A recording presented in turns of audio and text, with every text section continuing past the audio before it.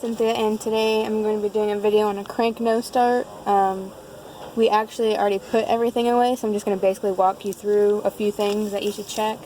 A crank no start is obviously when you go to crank your car and it cranks over, but the engine is actually not running. So a few things you can go ahead and eliminate, like make sure your battery is charged, check to make sure that your fuel pump is activating. A vehicle just needs fuel, spark, and mechanical integrity to run. So the first things you're basically going to check is that you're getting fuel, that you have spark, and that you're creating compression. To check for fuel, you can basically just turn the key on and listen for the fuel pump to turn on, which I can do, but you're not going to hear it. Yeah, you can't hear it in here, but it did come on. So I'm going to hook up a scan tool and see whatever it says.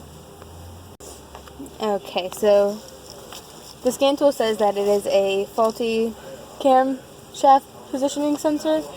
So I do have some schematics that we can look at.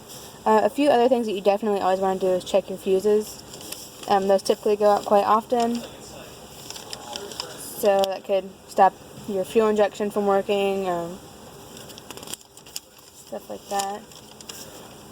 You also need to check for spark. So in order to check for spark, there's a lot of different ways you can do it. One of the easier and faster ways is just to take your multimeter and check the voltage at the actual coil. You just back probe it, and that's faster than taking the coil out and doing it that way.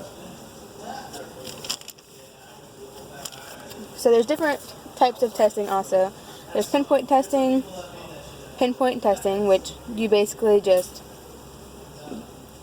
follow exactly what you're doing. So you're not going to go from like, oh, do I have fuel, to I'm going to check to see how the tires are working. Like, it's just visual inspections of the areas, and you just look at diagrams. You're not going to move from one section to another. When you're pinpoint testing, you're going to follow steps. Directional testing is steps you take to figure out the actual problem, and then you can pinpoint test. Sorry. Okay, so we're going to take a look at these schematics. Since I said it was the crankshaft position sensor, you do have to find out, where it's at. So you just go on ProDemand. This is our vehicle right here, and we just got to find it. So it says it's actually on the left rear of the engine, so we come up here and the camshaft positioning sensor is right here. It was actually unplugged. It's plugged in now, so the car will start. Back probing on your coil packs, like I said. You just back probe right into the back of here, and you should have like 12 volts right there.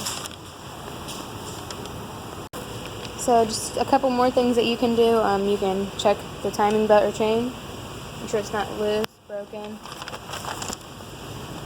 Right here. It's good. Check it everywhere though, not just one spot. Compression tests. So you would pull this coil out and the spark plug and thread in the compression tester's fitting, and then you'll just turn your engine over with the key, and anything over 100 psi should be fine. Make sure your battery's charged, make sure you have gas, all that good stuff. And that's about it.